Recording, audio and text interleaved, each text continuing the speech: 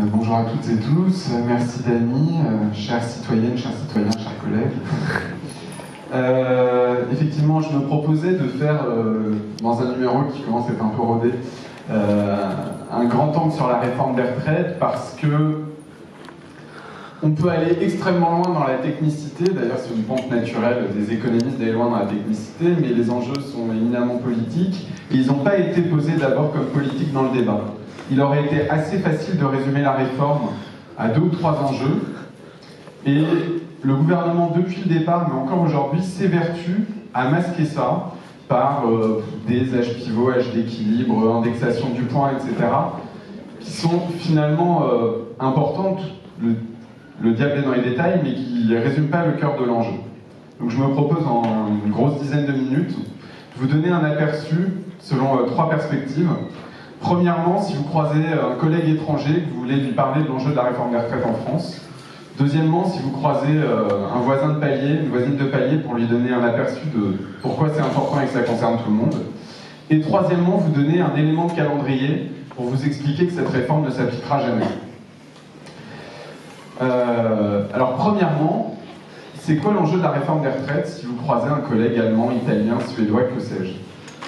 Je pense qu'on peut la résumer en 2 points. Un plan d'économie à court terme, baisser les pensions pour baisser les dépenses publiques, et à moyen terme, faire basculer notre système dans un système à cotisation définie, c'est-à-dire un système où on fixe à peu près une fois pour toutes le niveau des ressources et où la variable d'ajustement devient le montant des pensions.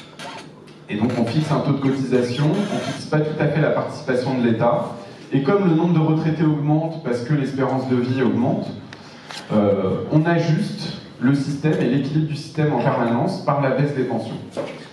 Pourquoi est-ce que je dis ça? Parce que ce type de réforme, c'est un type de réforme hyper standard, qui est le type de réforme qui a eu lieu en Suède, en Allemagne, en Italie. Alors c'est pas les mêmes réformes partout, mais partout l'idée était la même, de dire on va maîtriser les dépenses publiques en les empêchant d'augmenter alors même que notre nombre de retraités augmente. Du coup on crée un dispositif qui accompagne la baisse du niveau des retraites. Le niveau des retraites, ça se mesure en taux de remplacement, donc quelle est la part de mon salaire que je conserve quand je pars à la retraite. Et donc non seulement on prévoit, mais on organise la baisse des taux de remplacement avec un mécanisme qui fait qu'on pense qu'on évite au pouvoir public de remettre de l'argent dans la machine pour empêcher les retraites de baisser. Et comme les taux de remplacement baissent, on crée de la place, et c'est comme ça que ça a été pensé notamment en Allemagne et en Suède, pour des compléments de retraite par capitalisation et en général dans le cadre des entreprises. Aujourd'hui, une particularité du système français, c'est non seulement que le taux de pauvreté des retraités est faible, mais c'est surtout que la retraite est le revenu quasiment exclusif des retraités. À part les retraités les plus aisés, la plupart des retraités, ils n'ont pas de loyer à payer, ils sont propriétaires, mais leur revenu, c'est leur retraite. Et ils n'ont pas besoin de compléments. Dans la plupart des pays d'Europe, c'est pas ça le modèle. La retraite, c'est pas un revenu minimum, mais c'est un revenu de premier étage que les classes moyennes et supérieures complètent par des retraites privées. Et s'ils n'ont pas les moyens, ça veut dire que la retraite, c'est l'expérience d'un déclassement. Donc quand on est à la retraite, on est beaucoup plus pauvre que dans sa vie active. Éventuellement, on doit déménager, ou alors on doit trouver un job pour compléter sa retraite. Et donc, le gros enjeu à moyen long terme pour la France, c'est est-ce qu'on garde cette spécificité de dire on met tout dans le système public, et auquel cas il faut mettre des moyens supplémentaires, ou alors est-ce qu'on organise la baisse du niveau des retraites à horizon 20, 30, 40 ans, tout en créant un marché pour la retraite privée, pour celles et ceux qui en ont les moyens, avec tous les problèmes que pose une retraite privée en termes d'inégalité, de gestion du capitalisme, de hasard, etc. Et quand ces types de réformes ont été faits dans les autres pays, ça a été dit comme ça. Notamment en Allemagne, il y a eu une grande campagne de communication sur les pensions Riester, c'est-à-dire le supplément de retraite privée, subventionné par des crédits d'impôt, etc. On disait, le public c'est fini, maintenant on va vous mettre un étage de privé. Et en France, ce qui est très étonnant, peut-être pas tant que ça, c'est que le gouvernement se défend encore et toujours, pas de lien avec la retraite privée. Il y a un rapporteur qui a des liens étroits avec AXA, mais il n'y a aucun rapport puisque la réforme concerne la retraite par répartition. Et donc, en fait, on est dans le même schéma, c'est-à-dire passer dans un système à cotisation définie qui organise la baisse du niveau des pensions et le gel des ressources, mais sans parler du fait que, avec ça, on ne peut pas vivre à la retraite. Et donc, soit on sera plus pauvre à la retraite, soit il va falloir compléter par des plans d'épargne privée. Ça, c'est le grand angle si vous voulez raconter l'enjeu à un collègue étranger. Maintenant, si on veut spécifier un peu la réforme, on peut retenir 3 aspects. Premier aspect, la règle d'or, le passage dans un système à cotisation définie en fait. Deuxième aspect, la réforme concerne tout le monde, même les personnes nées avant 1975, contrairement à ce qu'on entend souvent. Et troisième aspect, le système à points proprement dit, qui concerne les personnes nées après 1975. Premier aspect, la règle d'or. Vous savez qu'il y a 2 projets de loi retraite. Il y a celui qui est en cours de discussion, qui fait une centaine de pages, et puis il y a un projet de loi qui est dit organique, qui est donc un projet de loi organique, c'est compris entre la Constitution et une loi ordinaire, donc c'est censé être plus important. Et dans ce projet de loi organique, il y a 2 choses fondamentales. Il y a la prise de contrôle par l'État de toutes les caisses de retraite, dès 2022. Et il y a dans l'article 1 ce qu'on appelle la règle d'or, c'est-à-dire l'obligation de gérer le système de retraite à l'équilibre sur des périodes glissantes de 5 ans. C'est-à-dire qu'en fait, chaque année, quand on vote le budget des retraites, on doit avoir un plan pour qu'il ne soit pas en déficit sur 5 ans. Donc en excédant quelques années, en déficit les autres années. Ça, associé au fait qu'on ne veut pas augmenter les ressources, c'est le verrou qui permet de mettre en place le dispositif d'ajustement des pensions. C'est un changement de paradigme fondamental, puisque aujourd'hui, dans la fonction publique régime général, ce qui est inscrit dans les textes, c'est de sécuriser le mode de calcul des prestations. Et si jamais il y a un aléa démographique ou macroéconomique, la première chose qui se produit, c'est qu'on paye les prestations, éventuellement il y a un déficit qui apparaît, et quand il y a un déficit qui apparaît, on discute. Est-ce qu'on le refinance? Est-ce qu'on fait une réforme, etc. Dans le cadre de la règle d'or, on ne sécurise plus le niveau des prestations, on sécurise les finances publiques. Ce qui est garanti à un niveau pas constitutionnel mais élevé dans la loi, ou ce qu'on essaye de garantir, parce que la protection juridique est tangente, c'est l'équilibre du système. Et ce qui sert de variable d'ajustement à ça, c'est toutes les modalités d'ajustement des pensions, et notamment les fluctuations du point, l'âge d'équilibre, etc. Donc premier élément, et ce qui est important, c'est que ça, on ne va pas attendre 107 ans, ça se met en place dès 2022. Dès 2022, dans le cadre même du système actuel, on est obligé de faire disparaître le déficit, y compris par toutes les mesures d'économie nécessaires. Déficit qui est en partie construit par l'État, puisque c'est... En gros, il a la main sur le réglage des ressources, et donc il peut faire apparaître des déficits. Donc point 1, la règle d'or. Point 2, la réforme concerne tout le monde, même les personnes nées avant 75.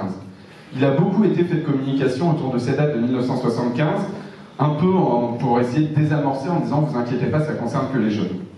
Bon, en réalité, ce n'est pas le cas du tout. Le gouvernement aurait, par la loi, le pouvoir de prendre par ordonnance des mesures d'économie très substantielles pour respecter la règle d'or et pour diminuer les pensions des personnes qui vont partir à la retraite entre 2022 et 2037. Et l'objectif qu'il a donné aux partenaires sociaux, mais si les partenaires sociaux ne se mettent pas d'accord, il le fera quand même, c'est de faire 12 milliards d'économies pour l'année 2027.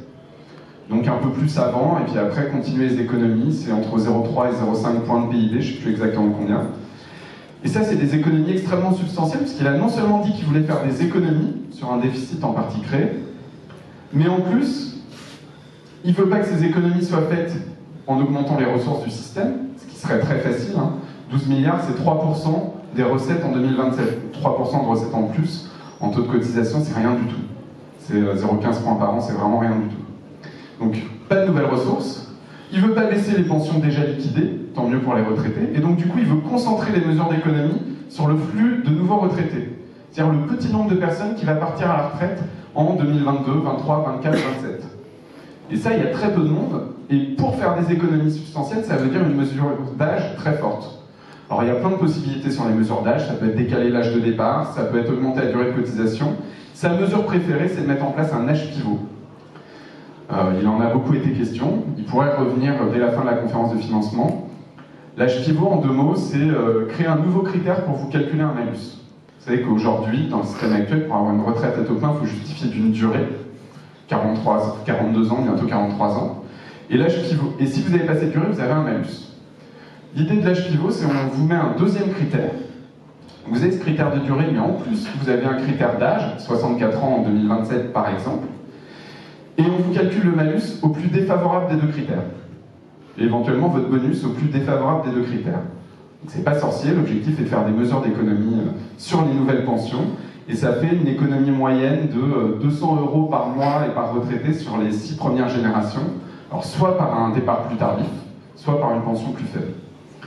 Donc, en gros, tout le monde est concerné. Il faut rappeler que ces générations-là, dont on parle, celles qui sont aux portes de la retraite, elles sont déjà sous le coup des allongements précédents, c'est-à-dire qu'elles vont devoir travailler 6 mois de plus que celles qui viennent de partir à la retraite pour 3 points de taux de remplacement en moins. Donc, elles sont déjà sur une pente descendante. Et ce sera un durcissement des conditions de départ à la retraite. Donc, 1, la règle d'or. 2, tout le monde est concerné. 3, le fameux système à points pour les gens qui seraient dedans. Le système à points, vous connaissez le principe. Chaque année, avec vos salaires, vous achetez des points sur un principe de pseudo-épargne. Donc on n'est plus sur une logique de sécurisation de votre salaire de fin de carrière. On est sur une logique de pseudo-épargne et vous achetez des points. Quand vous arrivez à la retraite, on regarde combien ça fait, quelle est la valeur du point, et on vous calcule une retraite. Le truc qu'on met là-dedans, c'est pour être sûr, à la base, que votre retraite n'excède pas l'enveloppe. Le nombre de retraités ou l'espérance de vie va augmenter, on a figé les ressources. Pour être sûr de ne pas payer trop de pensions, on met en place un mécanisme automatique, l'âge d'équilibre, c'est un peu le grand frère de l'âge pivot dont je vous parlais tout à l'heure. Et l'âge d'équilibre, c'est quelque chose qui fait que vous ne touchez pas la valeur de votre point quand vous partez à la retraite. Plus précisément, pour toucher la valeur du point, il faut atteindre un âge qui est chaque année plus éloigné. Donc si vous êtes né en 1975, pour toucher la valeur du point, il faut atteindre 65 ans. Si vous ne les atteignez pas, 5% en moins sur chacun de vos points, par année qui manque. Si vous partez à 63 ans, 10% en moins sur chacun de vos points. Et puis si vous êtes né en 1999, j'en vois pas dans la salle, votre âge d'équilibre c'est plutôt 67 ans, selon les projections actuelles, ça pourra changer. Et donc si vous partez à 63 ans, c'est 20% en moins sur chacun de vos points. Ça c'est le mécanisme qui est prévu par anticipation pour accompagner la baisse du taux de remplacement, sachant que si c'est pas assez, on peut ajuster la valeur du point. Ça, voilà, c'est le paysage général, règle d'or, les personnes qui ne sont pas dans le système à points et les personnes qui sont dans le système à points. Et puis peut-être le truc nouveau, c'est de se rendre compte que la réforme qui est en discussion aujourd'hui, et qui n'est même pas complètement en discussion à l'Assemblée, mais elle est vraiment importante, mais en fait, les parlementaires en ce moment, ils discutent du truc qui n'aura jamais lieu. Ils discutent du système unique et universel à points. Et ce système unique et universel à points, il sera mis en place, en fait, en 2065. Plus précisément, la première personne, selon les schémas du gouvernement, qui partira avec une seule retraite uniquement en points, n'a pas encore commencé à travailler, elle commencera à travailler en 2022, elle partira à la retraite en 2065 ou même plus tard, 66, 67. C'est-à-dire jamais, en fait, on n'a jamais prévu une loi qui s'appliquait complètement de plein exercice 40 ans plus tard. Ça n'a pas de sens. Mais par contre, il y a une vraie actualité dans la réforme. En fait, vous pouvez faire une frise comme ça. Dès 2022, dans le système actuel, la règle d'or se met en place. C'est-à-dire que le projet de loi de financement de la sécurité sociale, l'État prend le contrôle de toutes les caisses de sécu et de retraite, y compris les avocats, etc. etc. Et l'obligation de fermer les déficits à tout instant, y compris par des mesures de baisse de pension, se met en œuvre. C'est pour ça qu'on peut être inquiet pour les personnes aux portes de la retraite. Ça a lieu maintenant, et avant même la présidentielle, en fait, c'est le 1er janvier 2022. Deuxième élément, parce que le gouvernement veut rendre sa réforme un peu irréversible, les gens qui commencent à travailler cette année-là commencent à acquérir des points. Alors tous les autres, c'est à partir de 2025. Mais ça, c'est moins irréversible. Mais le premier truc, c'est de transférer le contrôle de toutes les caisses à l'État et de gérer à l'équilibre. Ensuite, jusqu'en 2037, on calcule toujours les pensions dans les cadres actuels. Simplement, au fur et à mesure, on rajoute des mesures d'économie, des mesures d'âge, l'âge pivot par exemple, pour faire des économies. En fait, jusqu'en 2037, les seules manifestations de la réforme des retraites, c'est une réforme à l'ancienne, style Fillon ou autre. On baisse les pensions par souci de maîtrise des dépenses publiques sur des générations qui ont déjà un temps de retraite espéré plus faible que les générations précédentes. C'est-à-dire qu'il y a déjà eu des réformes assez dures, et donc on a une espérance de vie à la retraite qui n'augmente plus, alors que l'espérance de vie augmente dans les projections de l'INSEE encore sensiblement. En fait, jusqu'en 2037, on est sur des réformes à l'ancienne. Et y compris, si vous prenez les gens qui sont porteurs de l'ambition d'un système unique à points, la CFDT par exemple, tout ce qu'ils demandent ne se déclenche pas avant 2037, du tout. Avant, il y a tout ce qu'ils ne veulent pas, des mesures d'âge et d'économie à court terme. À partir de 2037, les gens commencent à partir à la retraite, donc là il y en a dans la salle, avec des bouts de retraite dans le système à points. Mais en fait, à partir de 2037, tout le monde est polypensionné. C'est-à-dire que vous avez un bout de retraite calculé dans le système actuel, Un bout de retraite calculé dans le système à points. Et donc on pourrait se dire, bon bah finalement c'est pas si grave, ça ferait une douzaine d'années dans le système à points. Sauf que quand même le but étant de faire des économies, ces 2, 3, 4, 5 caisses de retraite sont toutes sous l'empire de l'âge d'équilibre. L'âge d'équilibre, il s'applique dès 2037 et il se décale chaque année d'un mois pour tout le calcul de toutes vos retraites. D'accord? Et alors, de 2037 à 2065, tout le monde est polypensionné. Tout le monde a... et donc c'est beaucoup plus compliqué qu'aujourd'hui. Je ne rentre pas dans les détails de la gestion, peut-être qu'Henri en dira un mot. En fait, c'est pas du tout simplifié. Tous les régimes spéciaux en termes de caisses sont maintenus. Par contre, les droits baissent. Et enfin, dans un futur hypothétique, en 2065, peut-être, une personne part à la retraite avec un système unique en points. Tout ça pour dire que le projet de loi qui est discuté actuellement au Parlement, le projet de loi ordinaire qui concerne en fait ça, ne concerne personne. Les deux questions importantes qui sont devant nous, c'est le projet de loi organique, celui qui va être discuté après, qui est très important à mon avis et qui se met en place en 2022 et qui est très important aussi pour des questions macroéconomiques, etc. Et puis la deuxième question qui est très importante et pour laquelle le gouvernement n'a pas la réponse, qui renvoie à des ordonnances, c'est ça, c'est-à-dire la transition. Une transition infinie et dont les modalités sont extrêmement compliquées et pleines d'enjeux. Voilà. Bon, tout ça pour dire que si jamais ils arrivaient à faire passer leur loi, ce qui n'est pas sûr, d'abord parce qu'ils n'ont qu'un seul 49.3 et deux projets de loi. Ils peuvent utiliser le 49.3 que sur le projet de loi, enfin sur l'un des deux. Donc s'ils l'utilisent sur la loi en discussion, ça veut dire qu'ils peuvent s'exposer à la même bataille parlementaire sur le projet de loi organique qui doit être discuté juste après. Donc ça peut encore durer des semaines et des semaines et des semaines. Et si ça s'est mis en place, ça ne veut pas dire qu'il ne sera rien arrivé, il nous sera arrivé un truc de très grave. La règle d'or, l'étatisation, etc. Mais par contre, l'enjeu des retraites, ça va être l'enjeu de la présidentielle de 2022, de 2027, etc. etc. Et donc, les conditions dans lesquelles on mène le débat aujourd'hui, elles affectent tout ça. Et évidemment, l'insécurité juridique est majeure, on l'a vu avec l'avis du Conseil d'État. Si ça se trouve, ces deux textes de loi ne seront même jamais appliqués.